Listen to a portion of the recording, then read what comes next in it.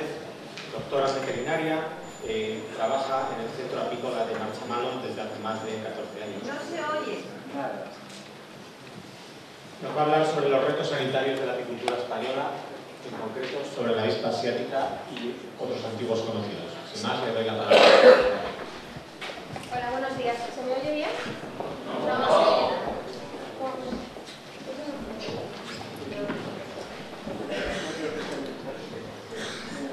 Buenos días, ¿así? ¿Así sí? ¿Así se regular solo?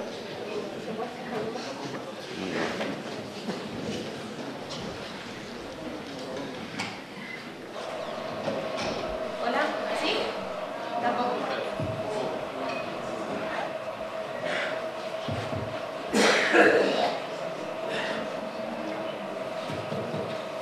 A ver si está... Ahora sí se oye, ¿no? Tampoco. Vale. Bueno, pues buenos días.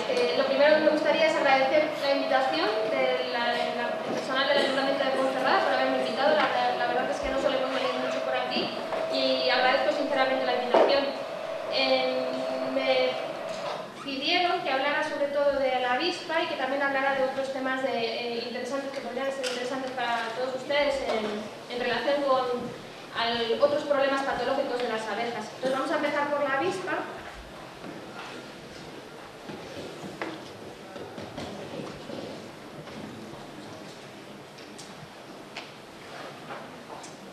A ver,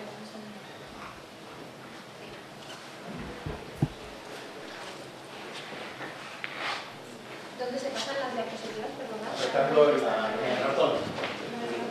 Sí, apretando el ratón. Ahí.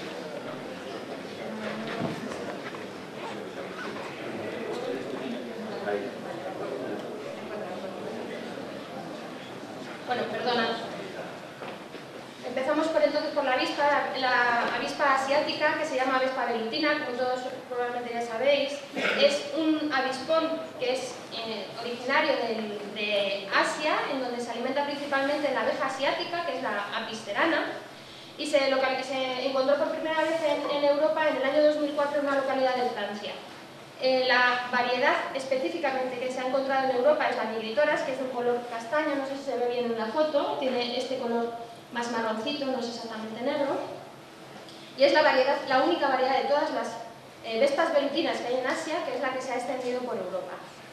Se cree que llegó a Europa a través de una importación de material cerámico que importó un agricultor en esta región, porque a partir de este lugar donde se había importado esta cerámica fue por donde se extendió. Pero la realidad es que tampoco se ha podido comprobar exactamente de que la avispa viniera de ese material. Es muy probable, pero realmente no se sabe con toda seguridad.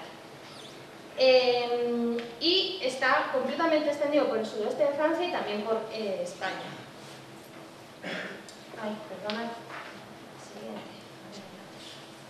Bueno, las avispas y los avispones, lo principal es que son insectos sociales y se parecen, como son insectos sociales, se parecen realmente mucho a las abejas. Veis aquí, esta es la familia de las abejas y esta es la familia de las avispas, las Vespidae, y realmente están muy próximos. Por lo tanto, hay una serie de características que son muy parecidas entre las de las abejas y las de las avispas. Y ahora la vamos a ir viendo y todos las vais a ir reconociendo fácilmente.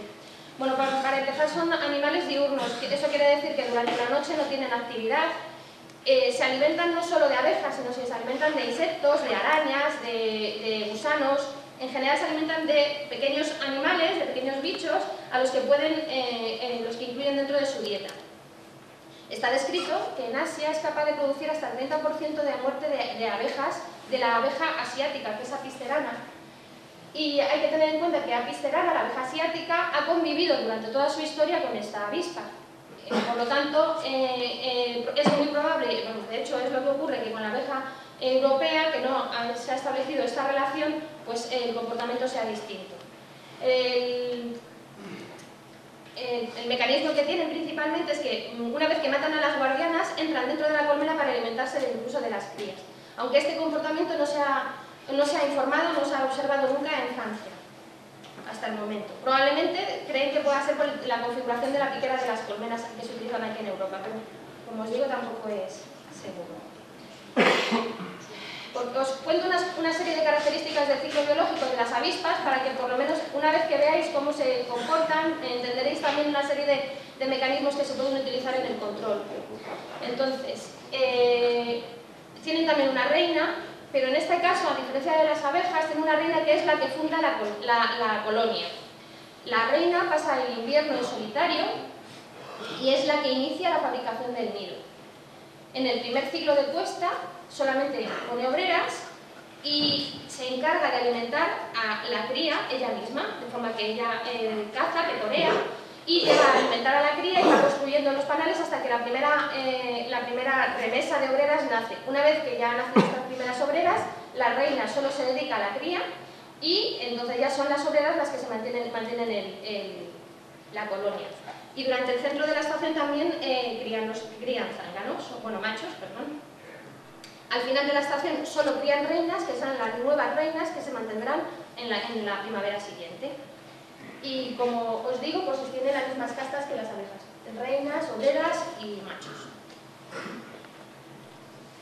Las obreras, en el caso de las avispas, hacen lo mismo que en el caso de las abejas prácticamente, pues distribuyen el alimento a las larvas, limpian las celdillas y eliminan las larvas muestras, es decir, mantienen la limpieza de la colonia, ventilan el nido, lo defienden, pecorean tanto agua y líquidos azucarados y artrópodos, que son sobre los que se alimentan, y siguen construyendo el nido en las fases una vez que han nacido las obreras. También tienen una diferenciación de tareas según la edad, igual que pasa con las abejas, o muy similar a lo que pasa en las abejas. Las jóvenes cuidan de la cría y en este caso las viejas son las guardianas. Como os decía antes, la fuente de proteínas principalmente de las avispas son pues, las polillas, las moscas, las abejas, estos artrópodos, pequeños artrópodos que capturan. Es la diferencia principal quizás con las abejas, puesto que las abejas consiguen su fuente proteica a través del polen de las flores, sin embargo las avispas lo necesitan capturar de otros animales. Y como fuente de hidratos de carbono, pues igual que en las abejas, el néctar de flores y fluidos azucarados como que puede capturar, que todos sabemos que por ejemplo las avispas es muy normal que dejas cualquier cosa dulce y van a consumirlo. Hay una diferencia también, es que las avispas pecoreadoras no son capaces de indicar a sus compañeras dónde están los lugares donde están la fuente de proteínas, la fuente de alimento.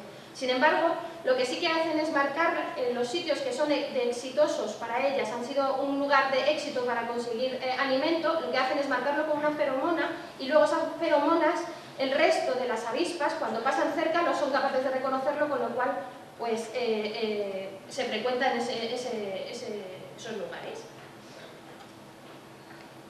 Y la técnica de caza que tienen, en inglés la llaman como halcón, como el hawk.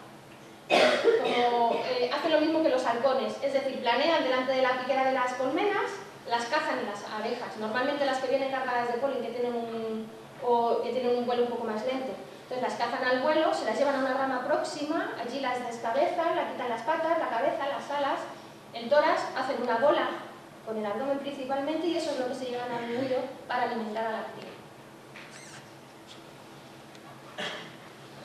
Como os decía antes, las reinas nuevas nacen al final de la estación, normalmente a finales del verano o a principios del otoño, depende del año, de la temperatura del año. Y se fecundan ese mismo año, de forma que la reina fecundada busca después al final de la estación un lugar donde protegerse y una vez que llega la primavera siguiente es la que, como os he comentado anteriormente, pues vuelve a hacer el ciclo de crear la nueva colonia. Al inicio de la primavera buscan lugares apropiados y se establece mucha lucha entre las reinas que están buscando los lugares más apropiados. Hay mucha mortalidad de reinas de las avispas en esa época de forma natural, porque entre ellas mismas tienen tendencia a pelearse y a matarse. Y la construcción de los nidos la hacen en lo alto de la cavidad, ya lo veréis, ahora lo veréis. Estos son los nidos típicos de las avispas. Esto es de una avispa que ha hecho un nido subterráneo, como podéis ver, aunque la mayoría de los nidos de Vespa velutina son aéreos. Se ha descrito que cuando son aéreos y tienen mucho espacio para construirlos, pueden hacerlos esféricos y entonces tienen un diámetro de hasta 60 centímetros, y cuando los hacen de forma oval, como es el caso este, pues pueden tener hasta 1 metro de ancho, con lo cual son nidos realmente grandes. Los lugares predilectos para hacer los nidos son lugares altos, edificios abiertos, en el techado abierto, en las paredes huecas, también se pueden meter, aunque esto es menos frecuente, también en los matorrales, aunque también es menos frecuente, pero también lo pueden hacer en el suelo. En Vespa velutina no se ha descrito que realmente haya muchos nidos en el suelo, sin embargo es muy frecuente para las avispas. Hay que saber si realmente no se han encontrado porque los nidos subterráneos son muy difíciles de localizar, o es que realmente Vespa velutina tiene preferencia simplemente por los lugares altos, que pues, al parecer es lo que ocurre. Y como veis, esta es la forma que tiene de construcción de nido. Empiezan por un pedúnculo y empiezan a fabricar una serie de celdillas que van generando poco a poco. Esto lo realiza la reina, y una vez que sale el primer ciclo de abejas, de avispas, pues entonces ya son estas avispas obreras las que se encargan de fabricar el resto del nido. Y como veis, van distintos paneles paralelos, unidos por distintos pedúnculos y que forman esta forma esférica.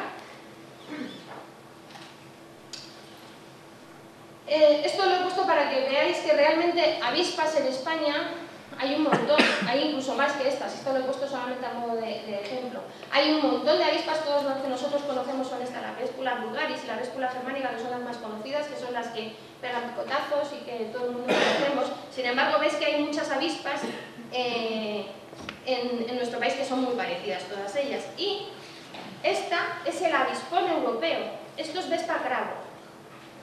Esto es un avispón que ha vivido toda la vida con nosotros, que ha vivido con las abejas en Europa y que ha establecido una relación más o menos conveniente, una relación que no es muy perjudicial para las abejas. Es decir, es verdad que hay algunos casos en los que cuando tienen nidos cerca de Vespa cabro hay ataques importantes a las colmenas, pero digamos que no causa problemas reales. Sin embargo, Vespa velutina, que es una especie exótica, sí que no ha mantenido ningún contacto previo con las abejas y por lo tanto las abejas no saben realmente cómo defenderse de ella. Voy a poner una serie de fotos aquí para que veáis cómo diferenciarla, si se ven bien los colores. Esta es cravo. El abdomen, la parte final del abdomen es amarillo y tiene pues este color también marroncito también, y Vespa velutina sobre todo lo que tiene es esta parte muy negra. Y una cosa muy importante es que no tienen este punteado al final del abdomen. Aquí hay otra foto.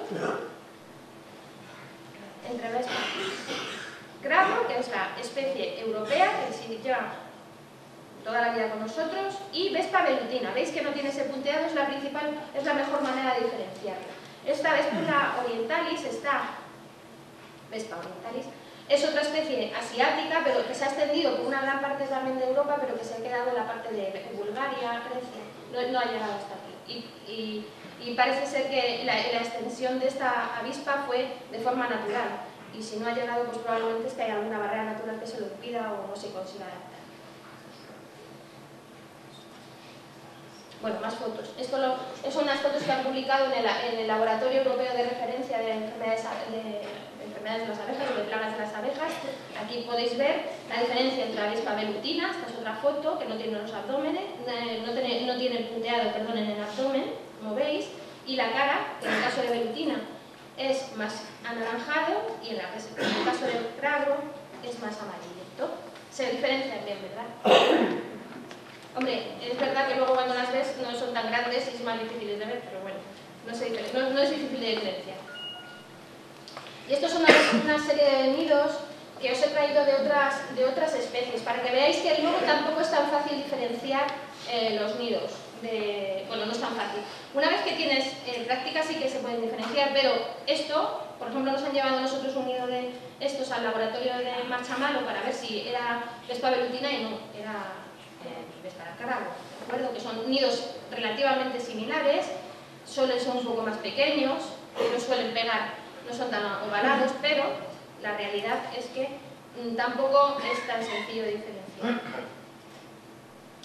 Como os decía antes, bueno, pues ¿por qué es una especie exótica? Pues una especie exótica es una especie que no existía en el área geográfica, ni no existía antes ni en Europa, ni en España, ni en Francia, y por un accidente o de forma natural se va extendiendo y aparece de repente en una región. La principal consecuencia que tiene eso es que los animales de los que se alimenta no han podido evolucionar con ella y por lo tanto les resulta muy difícil desarrollar mecanismos para defenderse frente a ella. Entonces, si es capaz de multiplicarse y asentarse, es cuando se convierte en un problema, porque no todos los insectos, por ejemplo, que vienen de Asia, luego aquí son un problema, porque probablemente no sean las condiciones buenas para que se establezca y se muere. Pero en el caso de Vespa velutina llegó en un momento apropiado para ella y se ha podido extender. Por lo tanto, al aparecer una especie exótica, lo que sucede es que se rompe, digamos, el equilibrio que existe entre la fauna de la región, la fauna autóctona de la región, el hombre y esta nueva especie que aparece. Entonces, en los lugares donde son originarias las Vespa velutina, como os decía antes, se alimenta de Apis cerana principalmente, y allí Apis cerana sí que ha conseguido desarrollar una serie de mecanismos para poder defenderse de ella. Por ejemplo, lo que hacen para defenderse es que son capaces de, una vez que detectan que la avispa está rondando las colmenas, aumentan el número de guardianas que están defendiendo la entrada de la colmena. Además, son capaces de emitir un zumbido especial que lo han llamado como un zumbido de te veo, es decir, te estoy viendo y no te voy a dejar entrar. Es una especie de aviso que dan a las avispas. Es un zumbido muy agudo, hay algunos vídeos en internet que se puede ver este tipo de zumbido. Y es curioso porque lo hacen así, moviendo el abdomen muy fuertemente, como veis en la foto. Mueven el abdomen muy fuerte y también las alas, entonces emiten un zumbido especial para que la avispa sepa que ha sido detectada y de que están sobre aviso. En algunos casos también son capaces de atraer al avispón hacia la piquera, porque las abejas asiáticas han sido capaces de desarrollar este sistema de bola defensiva para defenderse de las avispas. Esto lo consiguen, vamos a ver, han hecho unos estudios muy curiosos, que es midiendo la temperatura del tórax de las abejas, tanto en Apis mellifera como en Apis cerana, de las abejas, han medido la temperatura del tórax antes y después de que lleguen las avispas. Entonces se ha comprobado que la temperatura del tórax de las abejas normalmente está en 24 grados. Cuando una vez que detectan a la avispa empiezan a producir ese zumbido, la temperatura del tórax aumenta hasta 30 grados y cuando esta temperatura del tórax aumenta hasta 31,5, todas las guardianas se apelotonan sobre la avispa y entonces siguen produciendo más calor hasta 46 grados, que es a la temperatura a la que la avispa se muere. Resulta que en eso tienen suerte las abejas, tienen mayor tolerancia al calor que las avispas. Las avispas se mueren a 46 grados y las abejas aguantan hasta 50. Con lo cual es un mecanismo que utilizan para eliminar a las avispas que han conseguido entrar dentro de la colmena. Y otra cosa que hacen es, una vez que una avispa ha marcado, una vez que la han matado, lo que limpian es toda la piquera para que el resto de las avispas no sean capaces de localizar la colmena por la feromona que ha dejado la avispa.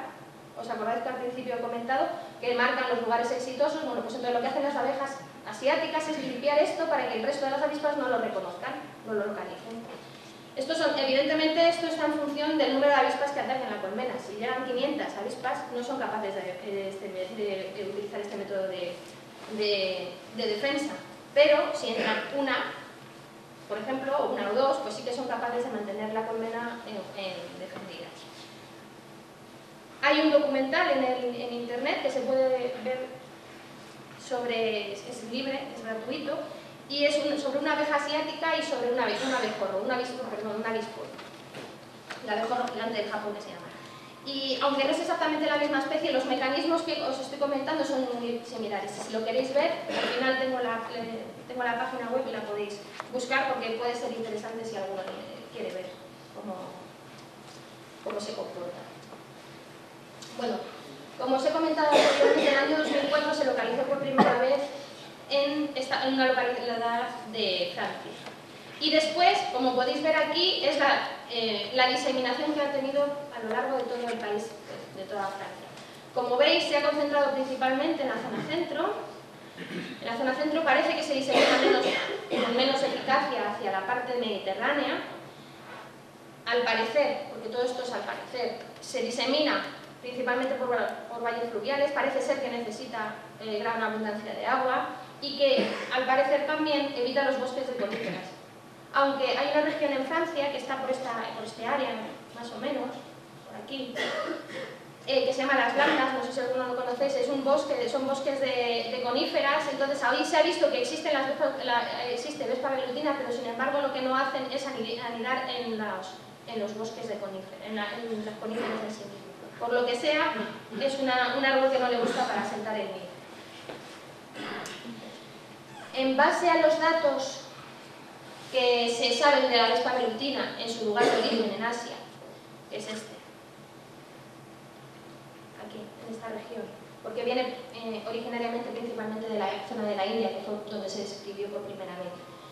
Pues en base a los datos que se tienen de su distribución en este área y en base a los datos que se tienen de su distribución en Francia, se ha hecho este mapa.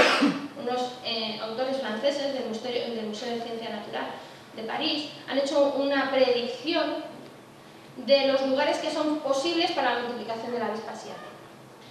Y aquí se ve muy mal, lo he agrandado, perdí resolución, pero quería que vierais lo que habían previsto para España, que como veis es la cornisa cantábrica y también luego bajada por Portugal.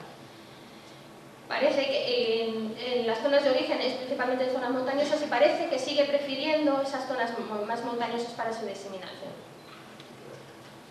Y como veis, la realidad, lo que predijeron es esto, y la realidad pues parece que les va confirmando los datos que dijeron. La primera detección fue en Navarra, en el año 2010, después se ha confirmado también en Guipúzcoa, luego se ha confirmado, por ejemplo, de aquí no tengo reportes, probablemente los haya, pero a mí no me ha llegado ninguna notificación de esta zona. Evidentemente la tiene que haber, pero no ha habido la notificación, digamos, oficial.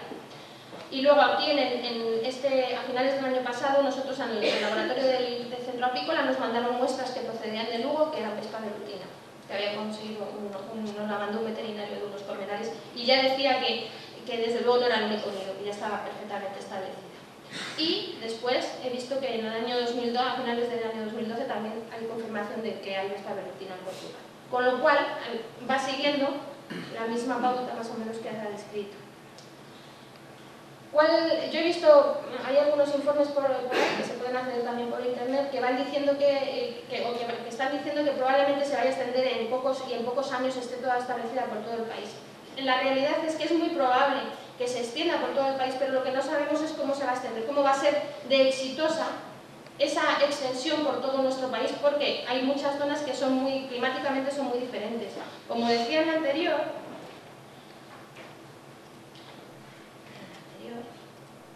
si veis aquí, en la zona esta, hay muchísima localización de puntos, quiero decir, hay muchas denuncias de nidos, y sin embargo por esta zona, como también pasa por aquí, entonces habrá que saber si realmente es que en estas zonas no se dan condiciones adecuadas para su multiplicación, o aquí, o es que simplemente hay que echarle tiempo. Esas son cosas que habrá que ir viendo.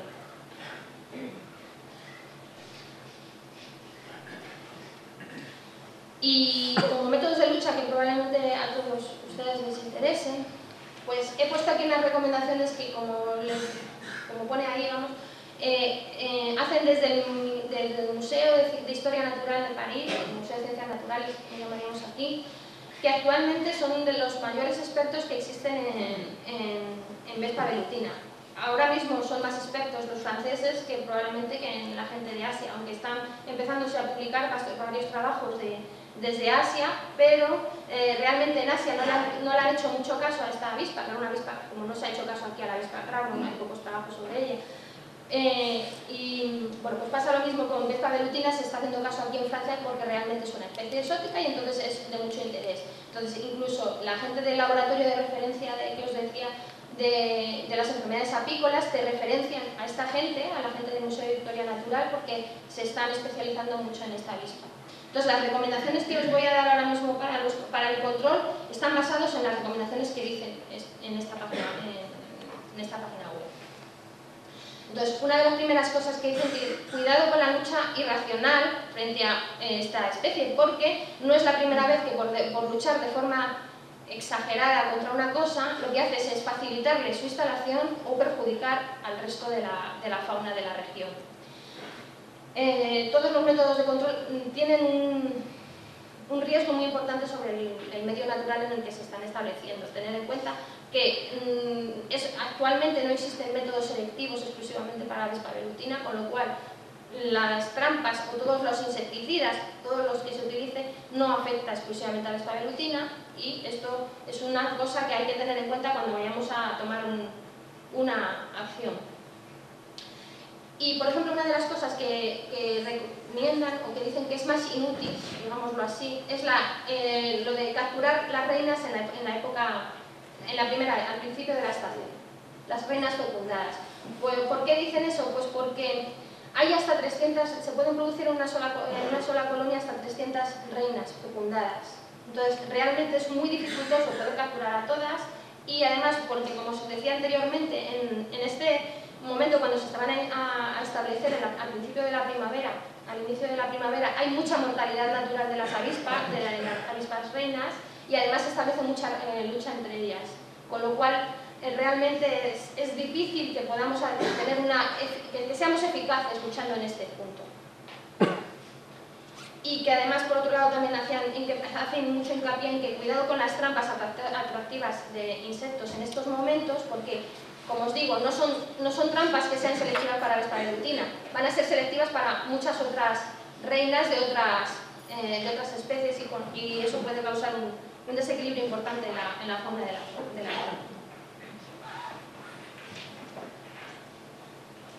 Solo en caso de ataque recomiendan la utilización de las trampas, y recomiendan utilizar unas trampas físicas de selección física, y eso quiere decir que tienen que tener el orificio principal de un tamaño grande para que pueda entrar esta avispa, pero que luego tienen que tener unos orificios más pequeños para permitir a los pequeños insectos que se han introducido en la trampa para que puedan salir.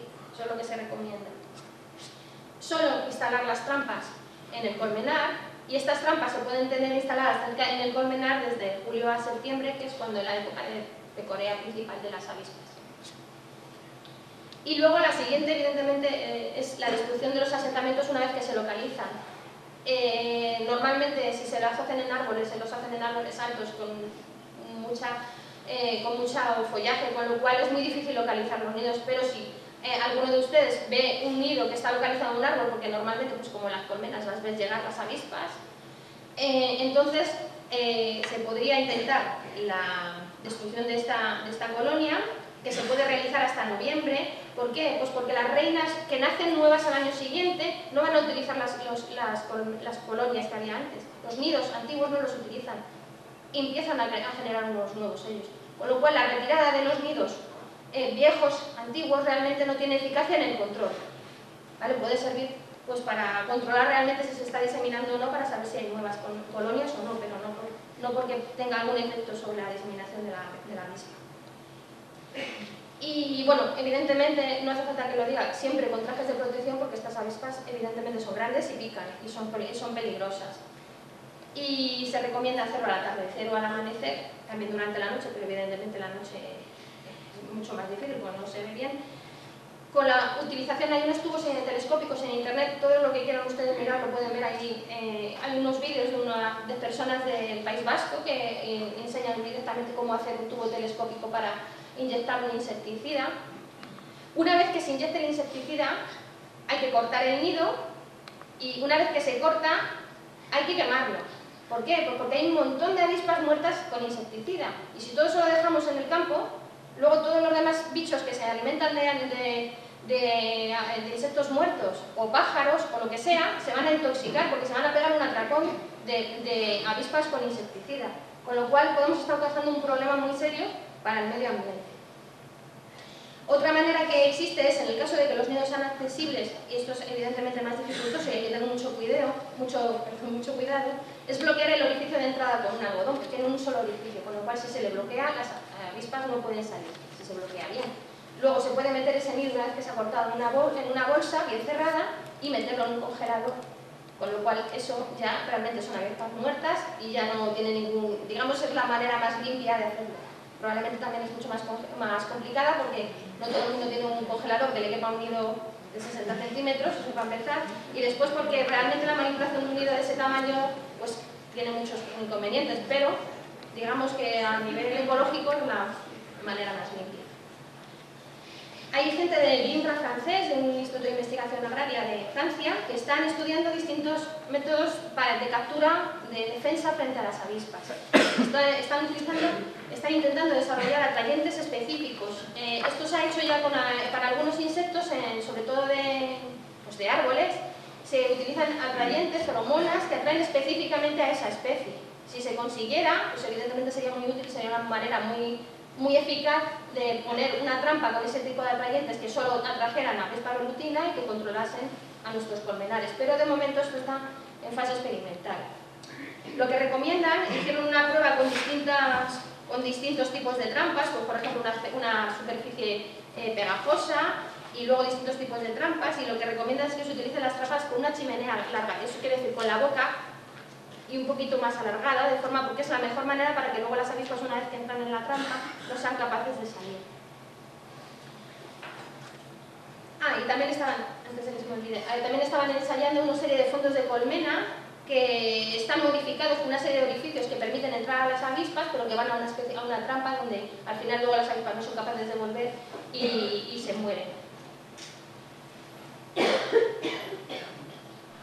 Y aquí les he puesto esta preciosa foto de los abejarucos porque probablemente los abejarucos pueden contar con un aliado, porque los abejarucos se alimentan de insectos y igual que cuando localizan una colmena van a alimentarse a la colmena porque realmente saben que allí tienen alimento. En el caso de las avispas pues pasa o puede pasar lo mismo, ¿de acuerdo?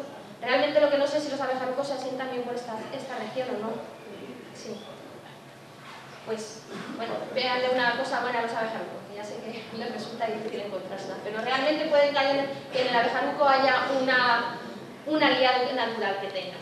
Y otro aliado natural que pueden tener es la avispa crabro, que es la avispa, el avispón europeo, que lleva aquí toda la vida, que como les digo, raro es que produzca problemas serios en un colmenar y que como se alimentan de los mismos nichos, compite con la avispa asiática. Por lo tanto, el que haya avispa crabro es bueno para nosotros, por lo que vuelvo a decir, cuidado cuando pongan los nidos o cuando destruyan nidos de cualquier cosa que hay por la zona, porque realmente en vez de hacer un beneficio, pueden estar causándole un perjuicio a sí mismos. Bueno, y mis recomendaciones, estas son mis recomendaciones particulares, cada cual luego a lo mejor, pues desde aquí de la región, desde Castilla y León, tienen otras recomendaciones distintas. Yo creo que una vez que si alguno de ustedes sospecha que tiene estas avispas, pues entonces si les resultara posible, captúrenlas, dándolas un golpe, y si las pueden mandar bien a las comunidades autónomas para que ellas mismas recojan la muestra o para que la comunidad autónoma lo mande a algún sitio para identificarlo, porque es verdad que se identifica bien, pero es verdad que muchas veces se puede necesitar una lupa o una confirmación oficial. Y otra cosa que a mi modo de ver es interesante es que, igual que en Francia hay dibujado mapas de dónde están todas las denuncias de los nidos, en España ya hemos visto que a nivel oficial al menos pasamos desde Navarra y el País Vasco, bueno, a nivel oficial hemos pasado ya no hay más. Incluso en el País Vasco, hasta hace unos meses, no se había hecho la declaración oficial de la detección de la avispa velutina. O sea, no se ha comunicado oficialmente, aunque todo el mundo lo sabemos y aunque está publicado en artículos de investigación. Sin embargo, el Ministerio oficialmente no tiene la denuncia de que exista eso, con lo cual yo creo que este tipo de cosas hay que hacerlas bien, porque además estaría muy bien tener esos mapas y podemos utilizar esa información para saber cómo se va a diseminar bien, en qué zonas se va a diseminar, en qué zonas se encuentra, etc. Así que yo creo que una vez que cualquiera de ustedes tenga la sospecha de que lo tiene, contacten con sus organismos autonómicos, principalmente con los organismos autonómicos, yo creo, o los servicios veterinarios, o quien sea, que les recoja una muestra y que se haga la declaración oficial correspondiente. Y una cosa, a mi modo de ver, importante, es que, porque la verdad es que en muchos sitios, cuando vas buscando información, vas viendo que se considera una avispa muy peligrosa. Sin embargo, la realidad es que en Francia, que llevan varios años estudiándolo, no se ha detectado ningún aumento en las denuncias de picotazos de avispas. O sea, no parece que sean especialmente agresivas frente a los seres humanos. Es verdad que se pueden asentar en núcleos urbanos, con lo cual el riesgo de picotazos de esta especie aumenta, pero, como digo, no ha aumentado el número de denuncias por picotazos de avispas. Y solamente ha habido un caso, hasta el año 2011, solamente ha habido un caso realmente grave de una persona que había sido picada por 12 avispones, que le había dado una reacción alérgica grave. Pero en el resto de los casos es una picadura de avispa normal, que si no es alérgico, pues no tiene mayores consecuencias que el resto. La realidad es que son colonias muy defensivas, con lo cual en el caso de que nos aproximemos haya sospecha de que es un avispero de esta especie, yo creo que lo más correcto sería avisar a algún servicio para ver si lo pueden retirar. En Francia nos comentaron en una reunión que estuvimos con un apicultor francés que al principio el gobierno francés pagaba por la retirada de estos nidos, pero que después lo habían dejado de hacer y que era ya el que lo quería retirar, pues que lo tenía que pagar por su cuenta. Y había incluso compañías que se habían especializado en retirar este tipo de nidos. No sé cómo se gestionará aquí en España. Bueno, y aquí les puedo facilitar lo que está aquí. El primero es la página web del Museo de Historia Natural, donde hay una ficha técnica que además está en español, con mucha información de la que yo les he puesto aquí. Y que bueno, que para que si alguno quiere informarse más, pues puede entrar en esta página web y acceder a ella. Y luego la segunda es una información del documental que les he dicho, que aunque no es con la Vespa velutina, es con otro avispón de Japón, pero el comportamiento, como les digo, es muy parecido y está curioso. A mi modo de ver, está curioso. Bueno, y aquí cerramos un momentito la Vespa velutina, y como me pidieron que también hablara de otros problemas patológicos de las abejas, pues entonces les quería yo presentar los resultados que hemos tenido en unos estudios, en unos proyectos de investigación que hemos tenido desde el año 2006. Entonces, muy brevemente, a lo mejor alguno de ustedes ha participado, de hecho, en estos proyectos. En el año 2005 nos concedieron un proyecto en el que se hizo la previsión para hacer un muestreo en el año 2006 y en el año 2007, en base al número de colmenas y en base a los apicultores. Quisimos incluir todas las regiones, incluido Canarias, y este es el nivel de respuesta del sector. Como pueden ver aquí, tanto Andalucía como Castilla y León respondieron muy bien. Castilla y León lo gestionó la Junta de la Comunidad, la Junta de Castilla y León gestionó la recogida de muestras y participó perfectamente. Fue una de las comunidades que más nos ayudó. En las muestras que recogíamos, se cogía una muestra de la colmena, se cogían abejas adultas, se cogía un trozo de panal, con cría, otro trozo, un poco de miel y también un trozo de polen, que nos mandaban las muestras en unas bolsas. Y hicimos una serie de estudios de todo. Bueno, quisimos estudiar una serie de problemas patológicos en abejas adultas, en la cría, virus y presencia de pesticidas. Y hemos hecho unos mapas en función de las áreas climáticas que están definidas en España, que ahora mismo les voy a mostrar. Bueno, aquí les quería mostrar que los apicultores que participaron en el estudio, bueno, pues fue una buena representación, participaron principalmente profesionales y no profesionales, pero también una buena representación de autoconsumo. Todos eran mayormente, la mayoría, perdón, eran todos de producción de miel. Por los tipos de colmena, bueno, pues estaba también todo representado, principalmente perfección en la parte norte y Lyons en el sur, sureste. Y estos son los resultados que hemos visto de la prevalencia del número de muestras positivas a cada una de las enfermedades. Como pueden ver aquí, la detección de varroa, pues podemos decir que estamos en un aumento de la prevalencia. En el año 2007 el 50% de las colmenas eran positivas a Varroa y las muestras eran recogidas después de los tratamientos. Esto es importante. Esta es la distribución. Simplemente miren en el color, simplemente quédense que con la parte más oscura es donde hay mayor prevalencia.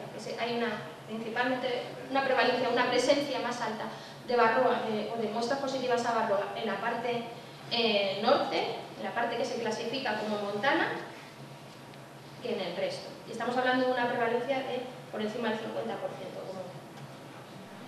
Y probablemente ya todos saben que hay dos haplotipos, es decir, hay dos variedades de Varroa. Hay una que es el haplotipo japonés, que es menos patógeno, y hay un haplotipo que es el haplotipo coreano, que es más patógeno, y todo el haplotipo que existe en España es el coreano, que es el más patógeno.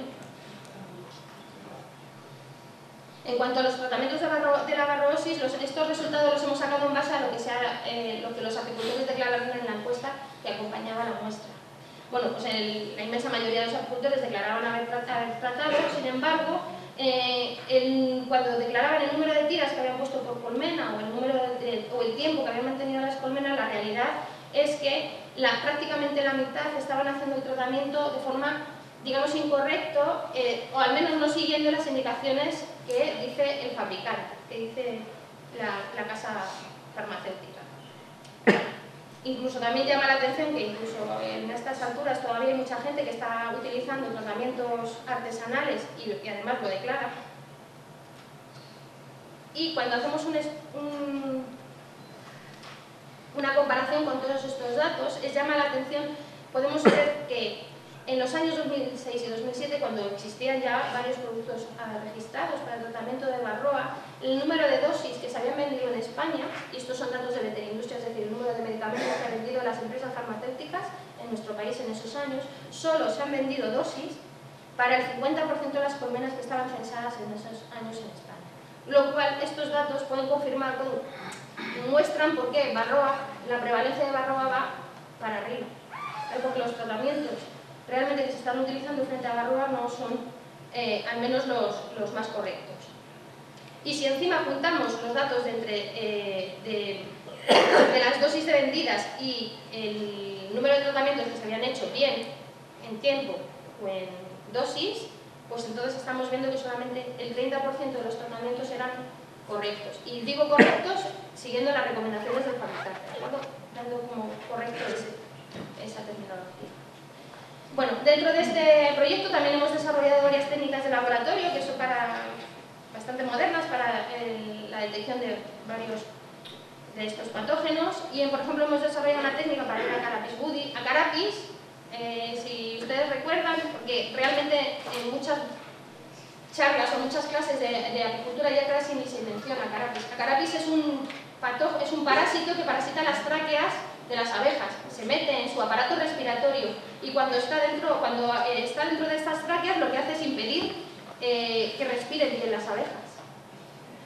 De forma que realmente se consideró que Acarapis budi había desaparecido, o había prácticamente desaparecido al menos, con los tratamientos de Varroa, pero sin embargo cuando hemos ido a buscarlo hemos comprobado que realmente la prevalencia de Acarapis es más alta de la que pensábamos, está alrededor entre el 15 y el 20%. Con lo cual, hay que tenerlo en cuenta porque en algunos casos de mortalidad de algunas colmenas pues podría estar causando brotes clínicos, brotes importantes, porque esto es exclusivamente detección, no quiere decir que estas colmenas tuvieran realmente un problema de Acarapis, pero al estar ahí puede querer decir que en algún momento determinado se le pueden dar problemas. Ya faltan 5 minutos, hermanos. Pues muy deprisa. Bueno, pues simplemente comentar que la zona que está más oscura, como veis, es donde hay más presencia de Acarapis budi. En el caso de Nosema, como pueden ver, hemos visto que Nosema cerana es la especie más prevalente, está por alrededor del 45%, y Nosema apis está alrededor del 15%. Como todos ustedes saben, Nosema apis es la especie que se conocía. Y esta Nosema apis está en niveles similares a lo que estaba declarado hace años en España, con lo cual una discusión que se estableció a nivel académico era que si estaba Nosema cerana reemplazando a Nosema apis, es decir, que hubiera aparecido una nueva especie que la estaba reemplazando, y no, la realidad es que Nosema apis se mantiene en los niveles habituales para nuestro país y es Nosema cerana la que está aumentando. Y la diferencia principal es que Nosema apis se encuentra principalmente en esta zona, la región más del norte, no del norte, en esta área que son más fríos quizás, y Nosema cerana, sin embargo, está mejor adaptada a las áreas mediterráneas y más cálidas. Quizás esta sea la principal diferencia. Bueno, la prevalencia de agentes de la cría, o sea, lo que americana, lo que europea o ascosporosis, fue muy bajita, como podéis ver. Muestras clínicas quería decir que eran muestras que cuando llegó al laboratorio sí que tenía síntomas de las enfermedades, y esto es la detección en el laboratorio, pero fue muy bajita. Los virus, curiosamente, también los detectamos en unos niveles muy bajitos, una prevalencia muy baja. Esto llama la atención porque en otros casos, en otros estudios en otros países sí que hay una prevalencia muy alta de virus. Y luego una cosa que voy a tener que ir muy deprisa porque veo que voy muy mal de tiempo, y es que simplemente una observación sobre que la mayoría de los trashumantes que declaraban, de los apicultores que declaraban que llevaban las colmenas al girasol, cuando hacíamos un estudio del polen de reservas y se analizaba el polen de reservas, podíamos ver que los que habían declarado que eran dentro del porcentaje mayor de polen de reservas era silvestre, y de cultivo solamente teníamos un 5,4% de muestras que pertenecían realmente al girasol, con lo cual lo que parece ser que está sucediendo es que, aunque se llevan las colmenas al girasol, las colmenas aparentemente no les gusta el girasol y se van a buscar otras especies para pecorear sobre ellas. Voy muy deprisa sobre esto, luego si tienen alguna duda puedes preguntar. Y bueno, se hicieron también estudios de pesticidas sobre el polen, y principalmente lo que más importante quizás sea que la mayoría de las muestras, eso es muy importante, a mi modo de ver muy interesante, es que la mayoría de las muestras sean negativas, con lo cual el polen de reservas mayoritariamente no tenía estos pesticidas que buscamos, y sin embargo lo que sí que llama la atención es que los principales pesticidas que se encuentran vuelven a ser los habitualmente utilizados para el tratamiento de varroa. Y en cuanto al fipronil, se buscó específicamente tanto el fipronil como la imidacloprida, y el fipronil apareció en un 3,7% de las muestras en las localizaciones que ustedes ven aquí en el mapa, y la imidacloprida no se detectó nunca en este estudio. Bueno, como nuestro principal objetivo en este estudio había sido el poder hacer el seguimiento de qué patógenos encontrábamos en la colmena y ver si esto tenía un efecto sobre estos patógenos que encontrábamos, tenían un efecto sobre la viabilidad de estas colmenas. Sin embargo, la realidad es que la pregunta no la hicimos correctamente en la encuesta, con lo cual el dato que teníamos en la encuesta no era coherente. Entonces hicimos un estudio más centrado en una región que nos lo solicitó la Xunta de Galicia. Se hizo un estudio de sobre 100 muestras en primavera y en otoño, en estas localizaciones que pueden ver ahí. Y los resultados de todos los patógenos fueron muy similares a lo que ya les he contado, y lo único más diferente es que en este caso los virus, que los analizaron por otro tipo de metodología y los analizaron en un laboratorio inglés, las prevalencias fueron más altas, y que Nosema apis fue muy raramente encontrada en este muestreo, y que la prevalencia y que la pérdida de colmenas positivas a Nosema cerana era 4 veces más grande que cuando no existe Nosema cerana. Me vuelvo a explicar. A ver, esto quiere decir que se hizo un estudio del riesgo. En este caso, como teníamos los datos, puesto que la Xunta se había encargado de recoger las muestras, cuando teníamos las encuestas se preguntó a los apicultores sobre si las colmenas habían muerto o no habían muerto. Entonces, en este caso, hicimos un seguimiento en estas colmenas y hemos visto que cuando tienen Nosema cerana hay 4 veces más riesgos de que la colmena colapse que no. ¿De acuerdo? Esto es un trabajo que se ha presentado en una tesis doctoral, y después de este estudio hicimos otro que era un poco continuación de esta línea, en la que establecíamos una vigilancia activa, vigilancia pasiva sobre muestras. En este caso hemos hecho una diferencia un poco en el aspecto de que por cada colmenar se recogen muestras de 6 colmenas, con lo cual es más fácil detectar los patógenos que están en baja presencia. El nivel de respuesta es algo más bajo, pero es normal, porque el tipo de muestreo es mucho más complicado, y en este caso también tengo que decir que la Junta de Castilla y León se ha portado muy bien con nosotros y nos ha ayudado también mucho, y la diferencia principal, es, como pueden ver, es que Nosema cerana sigue en una prevalencia hacia arriba, Varroa destructo sigue en prevalencia hacia arriba, y el resto de los patógenos parece que se mantienen en los niveles de prevalencia normales. En este estudio también habíamos hecho una vigilancia pasiva sobre las muestras de los apicultores que nos mandan porque tienen problemas patológicos, y pueden ver que los principales que se encuentran son Varroa y sobre todo Nosema cerana. Y estos son los resultados de Castilla y León, que los he puesto para mostrárselos. Si alguno de ustedes ha participado en este estudio y no tiene los resultados y quiere que se los facilite, al final de la charla me lo dice y yo los busco, porque tengo el fichero con los datos y los podría facilitar al que lo solicite. De forma que lo que podemos ver es que Acarapis budi y Nosema apis se mantienen en unos niveles, solo Nosema apis generalmente en unos niveles bajos. Sin embargo, Nosema cerana en combinación con Nosema apis pueden ver que son los dos patógenos, los dos parásitos más frecuentes en Castilla y León. Bueno, y seguidos por Varroa, tanto en hojas adultas como en cría. Y las Ascosphaera apis y Paedophilus larvae, los de la loquia americana y la ascosferosis, se mantienen bajitos, y no se ha encontrado ningún caso de loquia europea.